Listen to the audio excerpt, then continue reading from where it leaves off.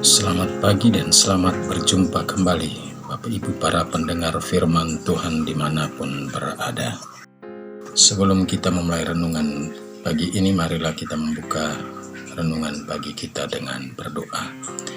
Dalam nama Bapa dan Putra dan Roh Kudus, amin. Marilah berdoa. Allah Bapa yang Maha Kuasa dan Kekal, kami bersyukur atas rahmat hidup yang selalu Engkau anugerahkan kepada kami. Bukalah hati, budi dan pikiran kami untuk menjadi tanah yang baik dalam hidup kami, sehingga kami selalu menjadikan hidup kami menghasilkan banyak buah bagi diri pribadi, keluarga dan orang-orang yang kami jumpai dalam hidup ini, sehingga hidup kami menjadi berkat bagi banyak orang. Demi Kristus Tuhan dan pengantara kami. Amin. Renungan pagi ini saya ambil dari Injil Suci menurut Matius bab 13 ayat 18 sampai 23. Tuhan bersamamu dan bersama rohmu. Inilah Injil Yesus Kristus menurut Matius. Dimuliakanlah Tuhan. Sekali peristiwa, Yesus bersabda kepada murid-muridnya, "Dengarkanlah arti perumpamaan tentang penabur. Setiap orang yang mendengar sabda tentang kerajaan surga dan tidak mengerti, akan didatangi si jahat yang akan merampas apa yang ditaburkan dalam hatinya. Itulah benih yang jatuh di pinggir jalan. Benih yang ditaburkan di tanah berbatu-batu ialah orang yang mendengar sabda itu dan segera menerimanya dengan gembira, tetapi tidak berakar dan hanya tahan sebentar. Apabila datang penindasan atau penganiayaan karena sabda itu, orang itu pun segera murtad. Yang ditaburkan di tengah semak duri ialah orang yang mendengar sabda itu, lalu sabda itu terhimpit oleh kekhawatiran dunia dan tipu daya kekayaan, sehingga tidak berbuah. Sedangkan yang ditaburkan di tanah yang baik ialah orang yang mendengarkan sabda itu dan mengerti, dan karena itu ia berbuah, ada yang 100, ada yang 60, dan ada yang 30 ganda. Demikianlah sabda Tuhan. Terpujilah Kristus." Tema renungan pagi ini saya beri judul, "Jadikanlah hati dan pikiran kita tanah yang baik." Bapak Ibu, para pendengar firman Tuhan dimanapun berada, Injil yang kita dengar dan renungkan pagi ini, sebagian perikop awalnya telah kita dengar dan renungkan beberapa hari yang lalu dalam perumpamaan tentang seorang penabur yang keluar untuk menaburkan benih. Dan saat menaburkan benih, ada yang jatuh di tanah pinggir jalan, ada yang di tanah berbatu-batu, ada yang di antara tanah semak duri, dan ada benih yang jatuh di tanah yang baik. Jenis-jenis kondisi tanah di mana benih itu jatuh atau ditaburkan adalah lambang hati manusia dalam menerima firman Tuhan. Injil hari ini mau menjelaskan kepada kita perumpamaan penabur adalah 4 macam gambaran dari hati orang yang menerima firman yang ditaburkan atau yang diwartakan. Pertama, tanah pinggir jalan. Tanah pinggir jalan menggambarkan pendengar yang hati dan pikirannya tertutup. Mereka ini adalah orang-orang yang mendengar sabda Allah tentang kerajaan surga, tetapi tidak mengerti. Datanglah si jahat dan merampas yang ditaburkan dalam hati orang itu. Ada orang yang saat mendengarkan firman Tuhan, hati dan budinya sama sekali tidak terbuka. Ini seperti benih yang tidak mampu menembus ke dalam tanah yang keras di pinggir jalan. Dan iblis mengambil kesempatan ini untuk merampas, mencaplok dan merampok kebenaran firman, sehingga orang tersebut tidak mendapat apa-apa. Hati dan pikiran atau budi yang tertutup terhadap firman Tuhan boleh jadi disebabkan oleh hati yang keras. Ini disebabkan oleh kesombongan atau oleh dosa yang belum diselesaikan dan diakui di hadapan Tuhan sendiri.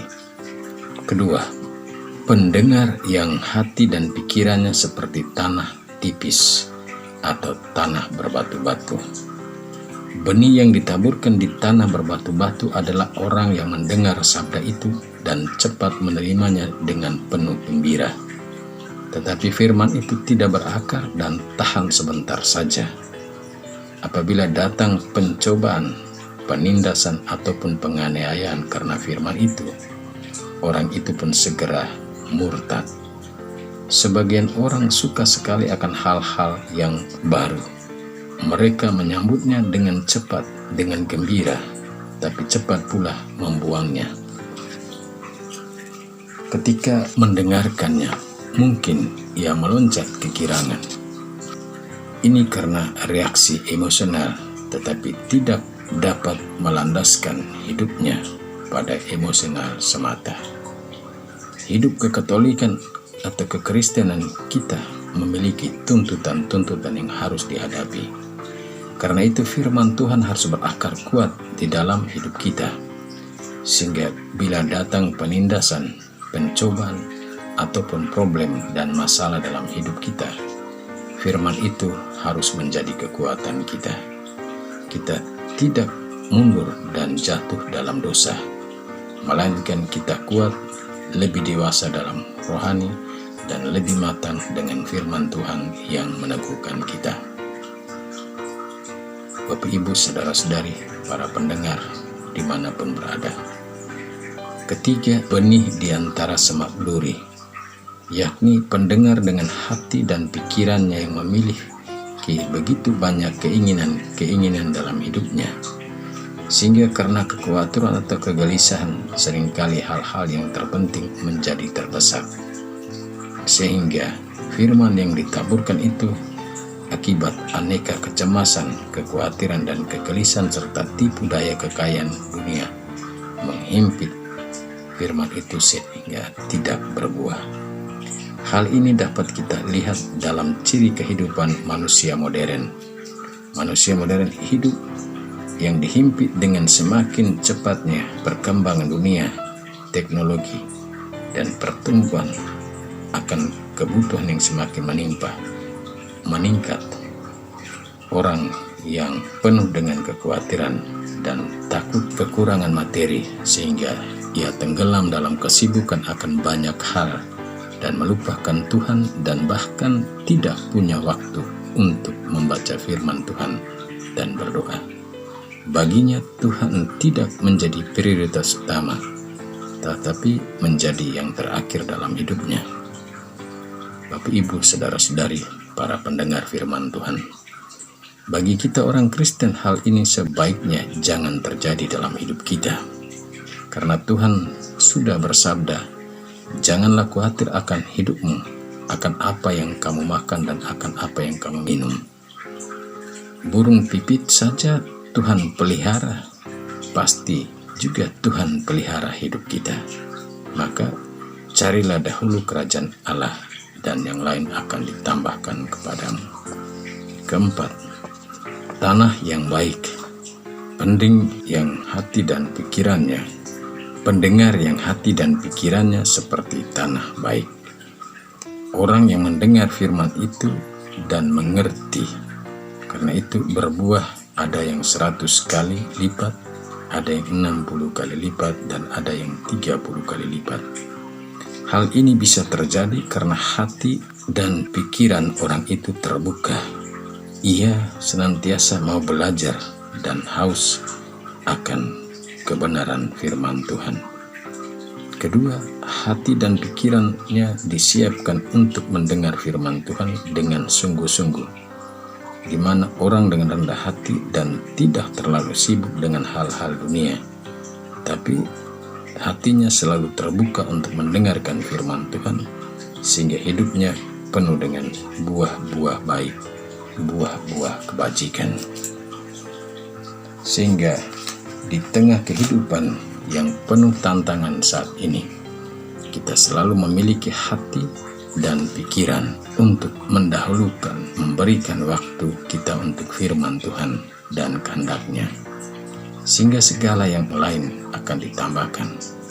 Karena jika burung pipit saja Tuhan perhatikan, apalagi kita. Tuhan akan jauh memperhatikan kita kalau Dia selalu menjadi andalan kita dalam hidup ini. Amin. Marilah berdoa. Allah Bapa kami yang ada di surga, puji syukur kami haturkan kehadirat-Mu atas berkat dan rahmat yang boleh kami alami dan kami terima sepanjang hari ini, hanya karena kemurahan hati dan belas kasih-Mu. Kami mohon, lindungilah kami selalu di setiap aktivitas yang kami jalankan, sehingga hidup kami sungguh berbuah limpah. Amin. Marilah kita mohon berkat Tuhan. Tuhan bersamamu dan bersama roh-Mu. Kita sekalian, semua orang yang kita jumpai hari ini, orang-orang yang kita doakan, yang kita janjikan doa, yang mengharapkan doa-doa dari kita, dan juga yang tetap tinggal di rumah dan melakukan pekerjaan-pekerjaan di rumah, dan hidup kita sepanjang hari ini dinaungi, dilindungi, dibimbing, dan diberkati oleh Allah yang Maha Kuasa, Bapa, Putra, dan Roh Kudus. Amin. Selamat beraktivitas. Tuhan memberkati.